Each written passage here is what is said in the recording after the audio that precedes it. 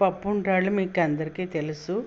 జిల్లేడికాయలు ఎలా చేస్తామంటే కొబ్బరి లౌజుని చేసి రవ్వను ఉడికించేసుకుని 1కి 3 గ్లాసులు నీళ్లు పోసి ఉప్పు వేసి రవ్వను ఉడికించేసుకుని మెత్తగా మెదిపి అందులో ఈ కొబ్బరి లౌజు ముద్దను పెట్టి ఓవెల్ షేప్లో ఒత్తుకుంటామన్నమాట.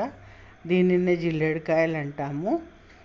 అలాగే పప్పు ఉండ్రాళ్ళకి ఏంటంటే రవ్వలో కొంచెం జీలకర్ర, శనగపప్పు నానబెట్టి ఉడికించిన శనగపప్పును కూడా కలిపేసేసి వాటిని అన్నింటినీ కూడా ఆవిరి మీద పెడతామండి. అది అన్నమాట. మీరు ఎలా చేస్తారు, ఏమేం చేశారు అనేది ఒక్క కామెంట్ చేయండి. ఓకేనా ఫ్రెండ్స్? నచ్చిందా మీకు? చెప్పాను కదా, కొబ్బరి లౌజు చేసి రవ్వలో పెట్టేసి ఆవిరి మీద పెడతాము. వాటిని జిల్లేడికాయలు అంటాము. ఓకేనా ఫ్రెండ్స్?